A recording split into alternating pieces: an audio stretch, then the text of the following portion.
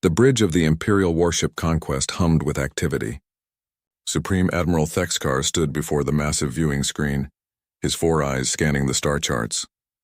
His scales reflected the blue light of the displays as his tail swished with satisfaction. "Supreme Admiral," his communications officer called out, "we have detected unusual transmissions from the border region. Ancient beacon signals." Thexkar moved to the station, his clawed hand gesturing impatiently. "Show me." The screen filled with data. Old repeating signals marked a boundary in space. The Korvaxian Empire had never crossed this line before. No one had, not in 300 years. "What does it say?" Thexkar demanded. The officer's voice trembled slightly. "It is a warning, Supreme Admiral. It marks a quarantine zone. The messages are from the predecessor civilization." Thexkar laughed, a harsh sound that echoed in the chamber. The predecessors had vanished centuries ago, leaving behind only ruins and mysteries. Why should he fear their ancient warnings? "Bring up the xenological archives," he ordered. A junior officer worked quickly at his console. Soon, fragmented text appeared on the screen. The translation was poor, broken by time and corrupted data. "Do not engage. Ones who call themselves human. Their capacity for war exceeds all parameters. Recommend complete isolation. Extreme danger." Thexkar read the words and felt only contempt. The Korvaxian Empire controlled 40% of the known galaxy. They had conquered hundreds of worlds. Thousands of species bowed before their might, and he was supposed to fear some isolated species that probably destroyed itself long ago. "This is propaganda from a dead civilization," Thexkar announced to his bridge crew. "These humans are either extinct or primitive. Either way, they pose no threat to the Empire." His tactical officer, a younger male named Drixal, spoke up. "Supreme Admiral, perhaps we should send a probe first." The predecessors rarely made warnings without reason. Thexkar's eyes narrowed. "Are you questioning my judgment, Drixal?" "No, Supreme Admiral. I merely suggest caution." "Caution is for the weak," Thexkar said. He turned to his fleet commander. "Assemble a scouting force. 50 vessels. We will enter this quarantine zone and assess what resources await us. If these humans still exist, they will learn to kneel before the Empire." The fleet gathered over the next 2 days. 50 warships, each carrying 300 warriors. They were the pride of the Empire, equipped with energy shields and plasma cannons. They had never known defeat.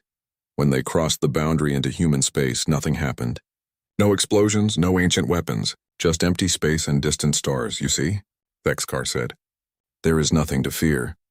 They traveled deeper into the sector. Scanners detected a mining colony on the 4th planet of a small system. The readings showed modest population, perhaps 50,000 inhabitants. A mining colony, Thexkar mused. Perfect. We will take it as our first prize. As the fleet approached, they detected several small ships leaving the colony.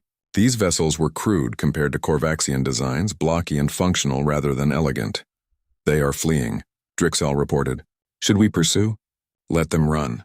We want the colony intact," but the ships did not flee. Instead, they formed a loose perimeter around the colony. A transmission came through in the common galactic trade language. "Unknown vessels, this is New Perth colony. You have entered restricted space. Please state your intentions." Thexkar smiled. They were polite, even weak in their speech. "This is Supreme Admiral Thexkar of the Korvaxian Empire. We claim this system for the Empire. Surrender your colony and you will be treated fairly." There was a long pause. Then a different voice spoke, rougher and tired.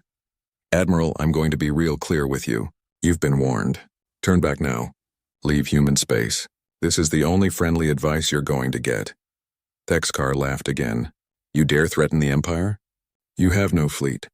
You have no weapons that can harm us." Another pause. The human voice sighed. "All right, we tried. New Perth is transmitting Mayday beacon. You've got 48 hours to withdraw. This is your only courtesy." "Courtesy?" Thexkar's voice rose in anger. "You speak of courtesy to me? I am Supreme Admiral of the Korvaxian." The transmission ended. The human ships did not attack. They simply held position.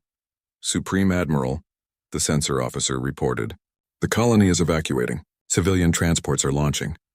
"Let them go," Thexkar said. "We want the infrastructure, not the population. Hold position. In 48 hours, when no fleet arrives, they will understand their mistake." Drixal approached cautiously. "Supreme Admiral, what if they do have a fleet?" "Then we will destroy it," Thexkar said simply. 50 ships are more than enough for a mining colony's defense force. Besides, if they had a real military, they would have attacked already. This is a bluff. The fleet settled into orbit around New Perth. The hours passed slowly. Korvaxian warriors prepared for occupation, excited by the prospect of new territory. They saw no enemy. They detected no approaching ships. 47 hours passed. Thexkar stood on his bridge, vindicated. You see? There is no fleet. There is no danger. The humans are cowards who, Supreme Admiral, the sensor officer shouted.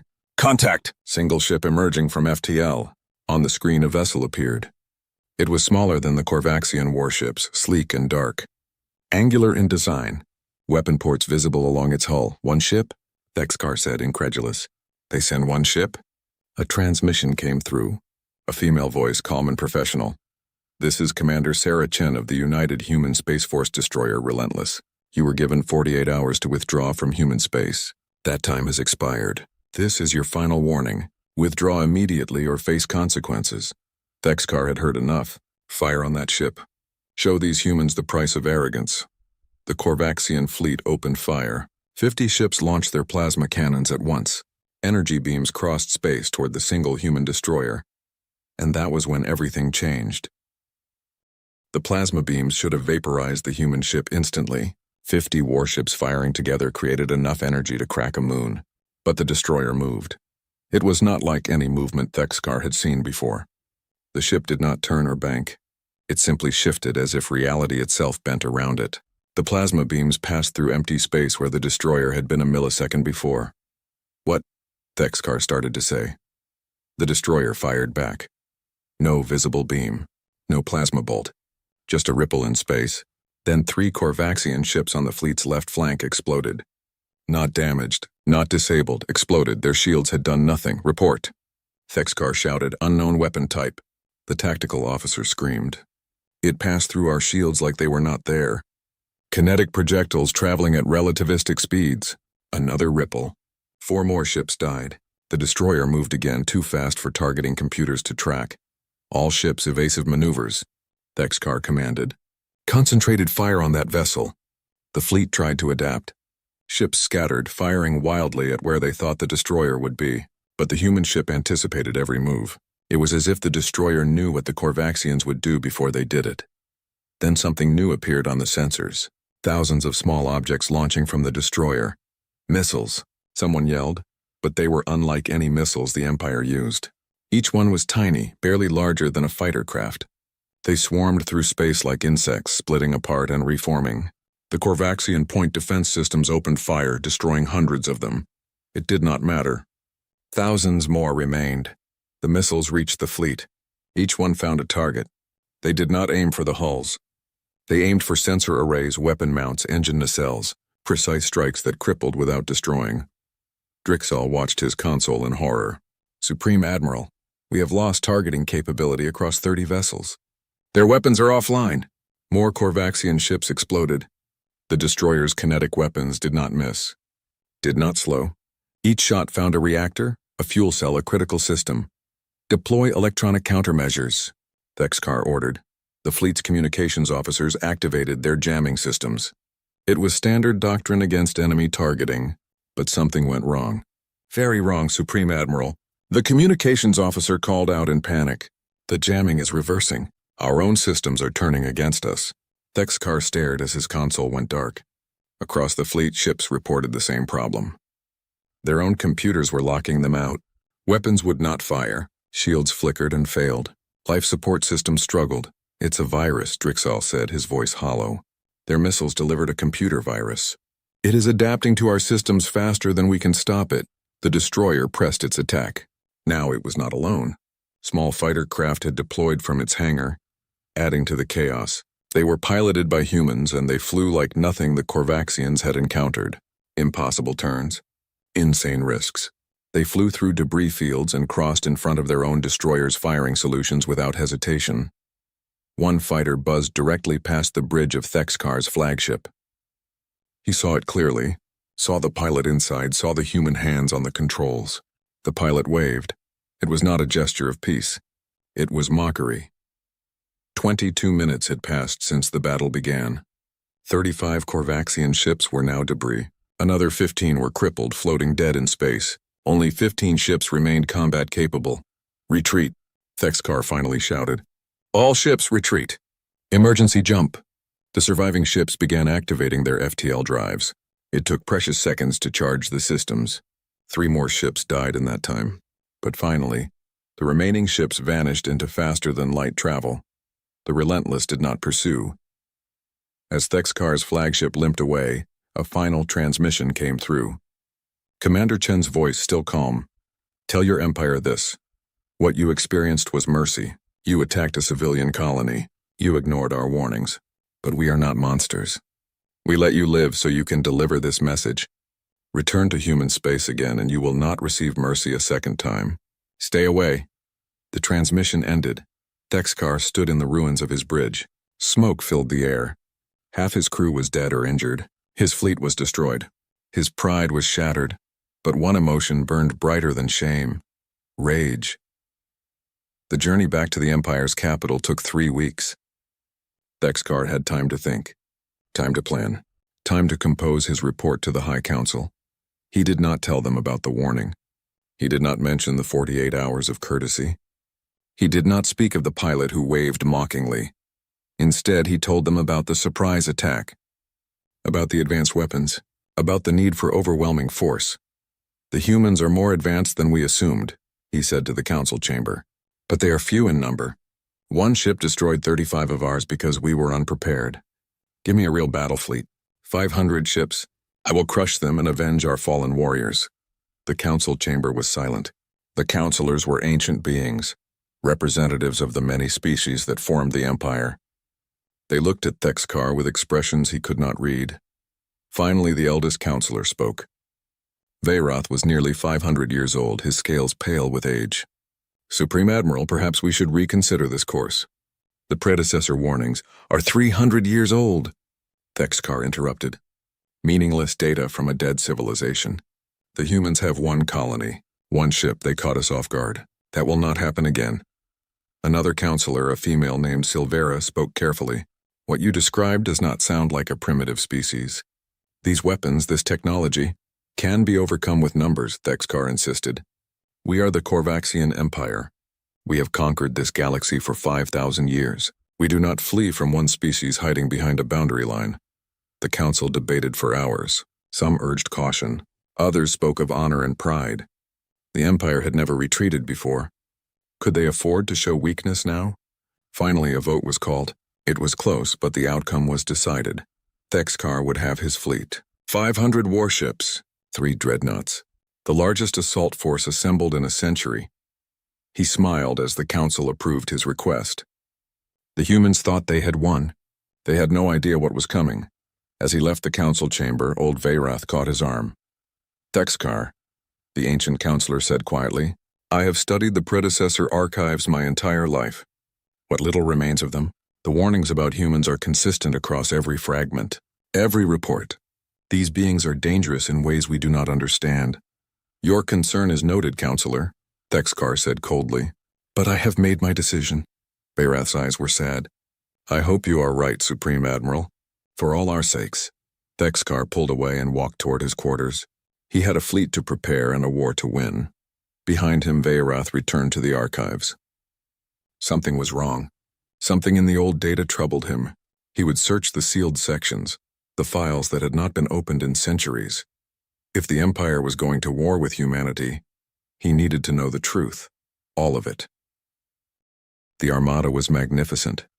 500 warships filled the void of space, their formation stretching for thousands of kilometers. At the center floated 3 dreadnoughts, each the size of a small city. They were the pride of the Empire, vessels that had destroyed entire civilizations. Thexkar stood on the bridge of his new flagship, the dreadnought Imperial Glory. This time would be different. This time he had overwhelming force. All ships report ready, Supreme Admiral, Drixel reported. The younger officer had survived the first battle and now served as Thexkar's second-in-command. Excellent, Thexkar said. Set course for human space. We will strike at their border system. They call it Threshold Station. We will destroy it and send a message these humans cannot ignore. The fleet jumped into FTL. The journey took 5 days. Meanwhile, deep in human space, Admiral Marcus Hayes studied the holographic display in the command center. He was an older man, his hair gray, his face lined with decades of service. He had fought in the last war, 300 years ago. He remembered. "The Korvaxian fleet is moving," his tactical officer reported. 500 ships confirmed. 3 Dreadnought-class vessels. Hayes nodded slowly. They did not listen. They never listen. "Orders, sir. Activate Defense Protocol Omega. Evacuate Threshold Station to skeleton crew only. I want all civilians out of the system within 48 hours. Sir, should we bring up the main fleet?" Hayes shook his head. "Not yet. Let us see if they learn this lesson. If they do not, then we will show them why the predecessors fled." The evacuation proceeded quickly. Thousands of humans left Threshold Station taking transports to inner systems. Only military personnel remained. Barely 300 people to operate a station designed for 50,000. When the Korvaxian Armada arrived at Threshold Station, they found it seemingly abandoned. The massive orbital platform floated silent in space. No weapons fire, no defense fleet, nothing. Thexkar studied the station suspiciously. "Where are their ships?" "Sensors detect minimal power signatures," Drixall reported. "The station appears to be in low power mode. Perhaps they fled, or it is a trap," Thexkar muttered. But he had 500 ships. What trap could stop such a force? "Move the fleet forward, secure the station." The Armada advanced in formation. The dreadnoughts led, their shields at maximum. Support vessels followed in perfect military precision. They were halfway to the station when space itself changed. Ships appeared. Not from FTL. They simply appeared, as if they had been invisible. Stealth systems deactivating. 120 human vessels smaller than the Korvaxian warships but sleek and deadly. "Contact!" someone shouted. But before Thexkar could give orders, the station activated. What had appeared to be a civilian orbital platform transformed. Panels opened along its entire surface, revealing thousands of weapon ports, point defense systems, missile batteries, energy cannons of a type the Korvaxians had never seen. "It is a weapons platform," Drixall said in horror. The station opened fire. Thousands of projectiles filled space. The Korvaxian shields absorbed most of them, but not all. Ships began taking damage. Then the asteroids moved. The system had an asteroid belt. The Korvaxians had scanned it and dismissed it as natural debris. Now that debris came alive. Thousands of autonomous drones had been hiding in the asteroids, powered down, waiting. They activated and swarmed toward the fleet. "All ships defensive formation," Thexkar commanded. But the human ships did not fight like the Empire. They did not form lines. They did not follow predictable patterns. They fought like predators. A squadron of human ships powered down completely, going dark. They drifted like debris. When a Korvaxian dreadnought passed nearby, they powered up and fired at point-blank range, targeting the weak points in the ship's armor. Before the dreadnought could respond, the human ships went dark again and drifted away. It was a tactic called void fighting. The Korvaxians had never encountered it. Their sensors were designed to track active ships. Dead ships floating in space were invisible to them. The battle descended into chaos. The Korvaxian fleet tried to maintain formation, but the humans struck from every direction. The asteroid drones were suicidal, ramming into Korvaxian ships and detonating. Each explosion was small, but there were thousands of them. One of the dreadnoughts took critical damage. Its reactor went critical. The explosion was visible from 3 star systems away. 400 Korvaxian ships were destroyed in that single blast. "Fall back," Thexkar screamed. "Reform at the outer marker." The fleet tried to retreat, but the humans did not let them go easily. They pursued, picking off damaged ships, targeting engines, destroying escape pods. No, not destroying escape pods. Hayes had given strict orders. They damaged engines so ships could not jump to FTL, but they let escape pods launch. Let survivors flee in slower-than-light craft. After 8 hours of battle, it was over. 400 Korvaxian ships were destroyed or disabled. Only 100 ships escaped with Thexkar, jumping to FTL in disarray. The Supreme Admiral sat in the ruins of his flagship. Again, the bridge was destroyed.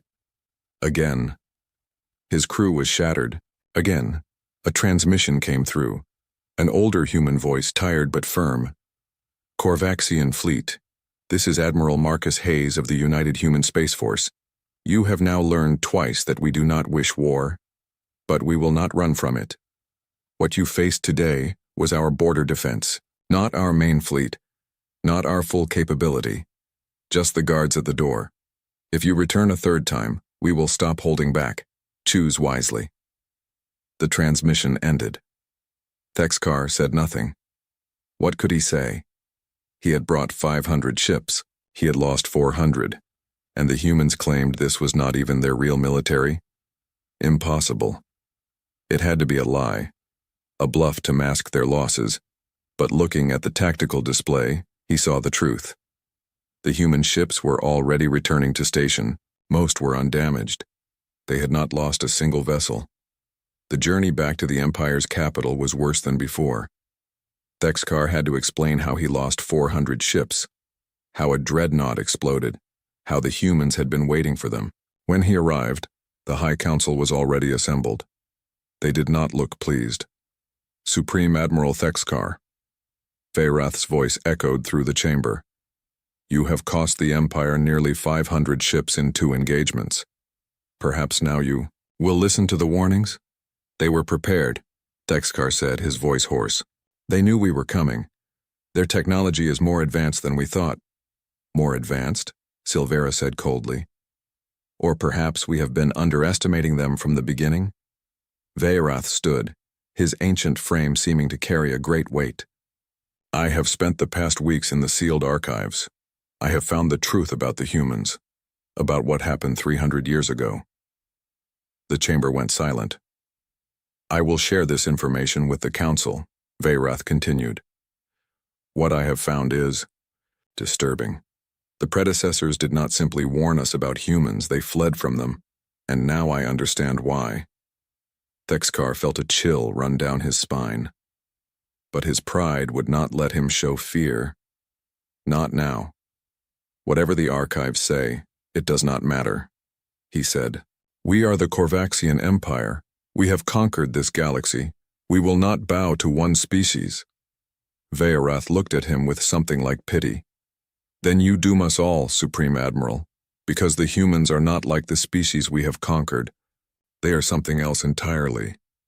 The council chamber was packed, every seat filled with representatives from across the Empire. News of the defeat had spread quickly, and now everyone wanted answers.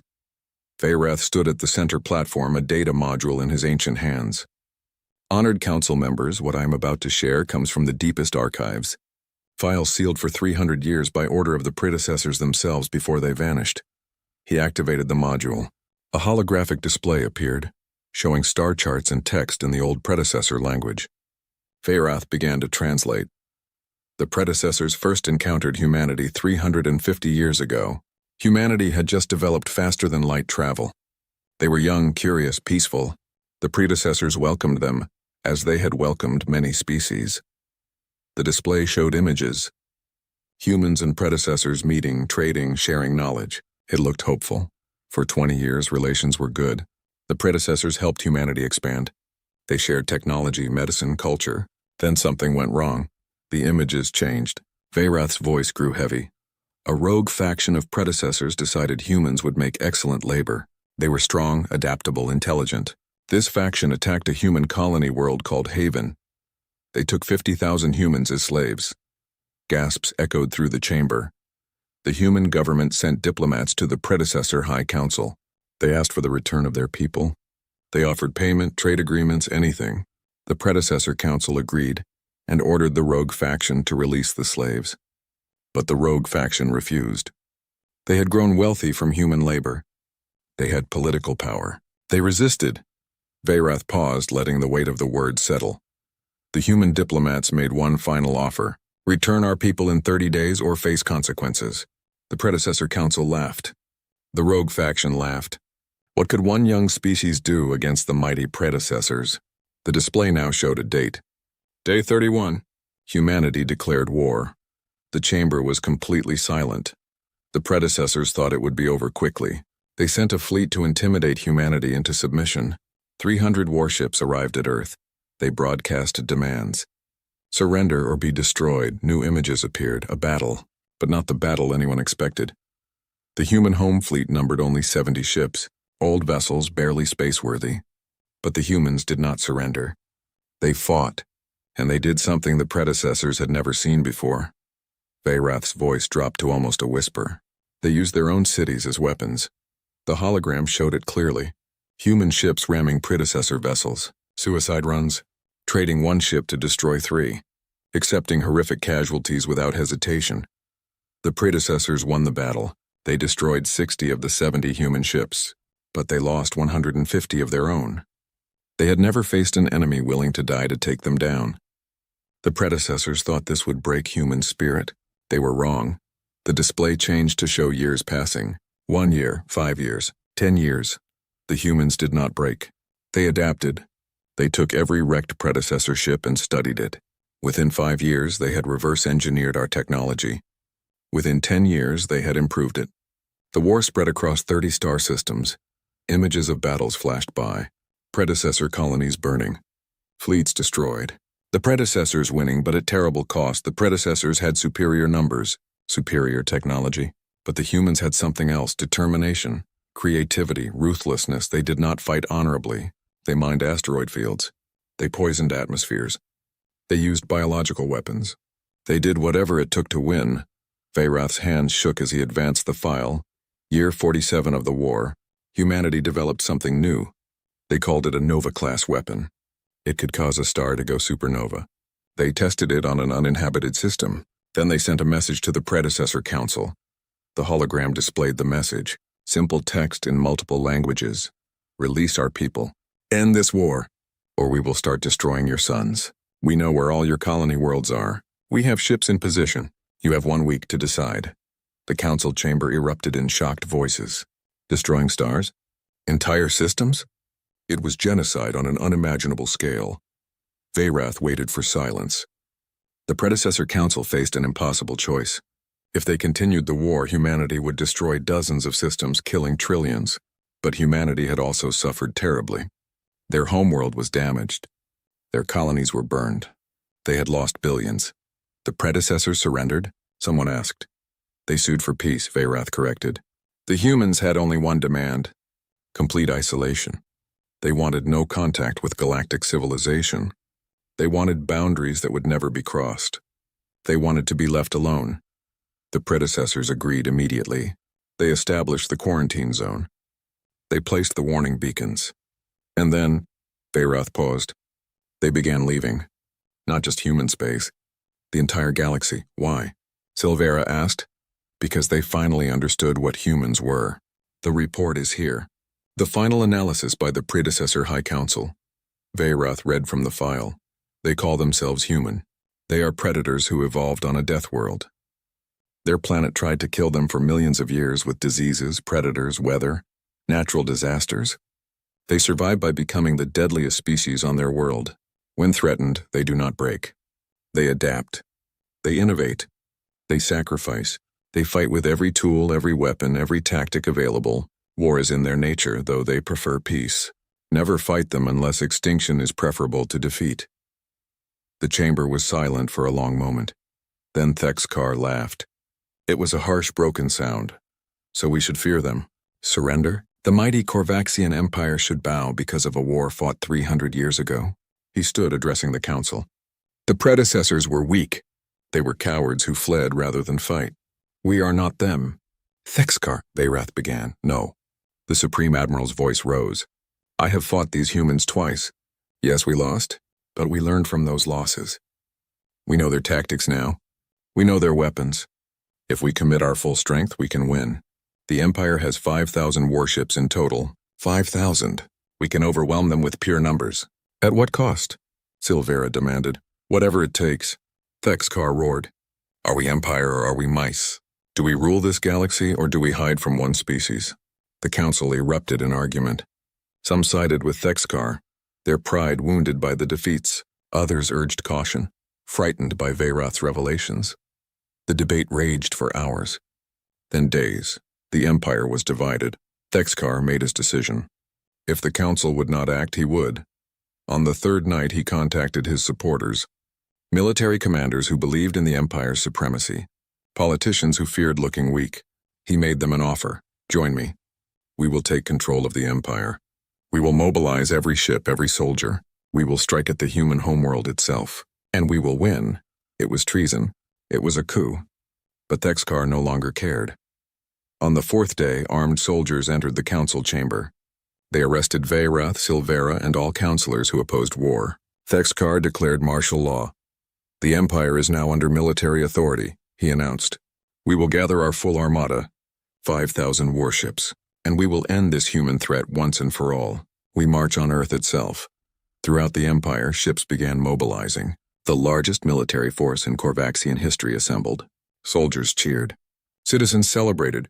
They believed in their supreme admiral. Only a few, locked in prison cells, understood the truth. They were not marching to victory. They were marching to extinction. The armada that entered the Sol system was the largest military force ever assembled. 5,000 warships stretched across space like a swarm of metal locusts. At its heart, Thexkar's command dreadnought led the way toward the blue planet called Earth. Scan the system, Thexkar commanded. Locate their defense fleet. His sensor officer worked quickly. Sir, I am detecting defensive platforms near Neptune. Automated systems. No fleet contacts. Keep scanning. They must have ships here. The armada advanced. Thexkar broadcast on all frequencies. Humans of Earth, you are surrounded.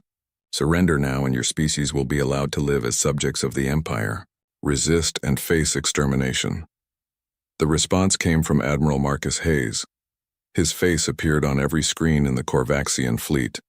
He looked older now, tired. But his eyes were hard as steel. Thexkar, you were warned 3 times. You were offered peace 3 times. You chose this. Hayes took a breath. You have attacked our borders. You have killed our people. You have rejected every chance to turn back. Now you bring war to our home. Then you will die, Thexkar said. Hayes shook his head slowly. No, you will. Earth Defense Network is now active. You were warned, Thexkar. You chose extinction. The transmission ended. For a moment, nothing happened.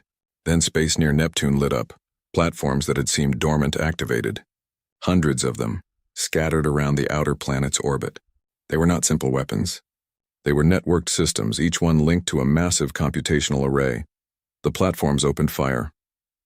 Not with energy weapons, with railguns that had been charging for days.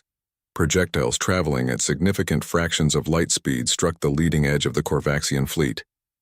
Shields meant nothing at those velocities. Kinetic energy overwhelmed everything. 100 ships disappeared in the first volley. Evasive maneuvers, Thexkar screamed. Push forward! The fleet accelerated toward Saturn. They had to close the distance, get past the platforms before more could fire. They reached Saturn's orbit and found something worse. The rings of Saturn moved. They were not natural rings. They were millions of stealth satellites camouflaged as ice and rock for 300 years. They activated simultaneously. Missiles, thousands upon thousands of missiles. They filled space like a metal storm. Point defense systems destroyed many, but there were too many. They struck the fleet in waves. 900 more ships died in the Saturn engagement. Keep going, Thexkar ordered. We still outnumber them. The Armada pressed onto Jupiter. 4,000 ships remained, surely enough to overwhelm any defense. At Jupiter, they finally saw the human fleet. 300 warships waited in formation.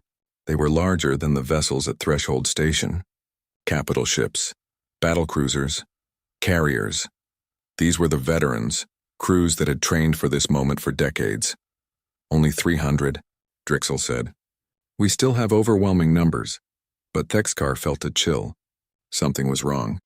The humans looked too confident. The battle at Jupiter was brutal. The human ships fought with terrifying efficiency. Every shot counted. Every maneuver was precise.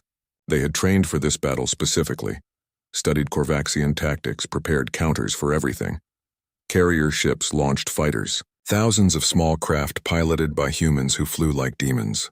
They swarmed the larger Korvaxian vessels, targeting weak points. The battle raged for 3 hours. The Korvaxian fleet used its numbers, surrounding and overwhelming human ships. They fought well, bravely, but at terrible cost. When the Jupiter engagement ended, 100 human ships remained.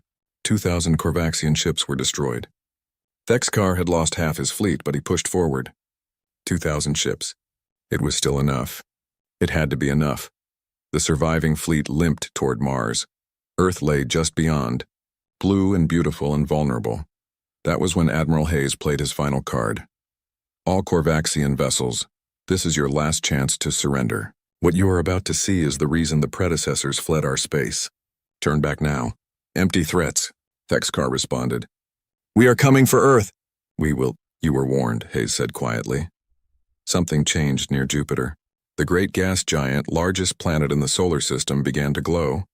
At first, Thexkar thought it was his sensors malfunctioning. Then he understood. Jupiter was burning. What are they doing? Drixel whispered in horror. They are igniting the planet, the science officer said, her voice shaking. They have detonated fusion devices in Jupiter's core. They are turning it into a temporary star. The reaction spread through Jupiter's massive atmosphere. Hydrogen ignited in a chain reaction. The planet did not explode. It did something worse. It created a wave of energy that expanded outward in all directions. The wave hit the Korvaxian fleet still near Jupiter's orbit. Shields overloaded instantly. 1,500 ships were vaporized, simply ceased to exist. 500 ships remained, including Thexkar's dreadnought. They had been far enough away to survive, but barely. Systems were failing across the fleet.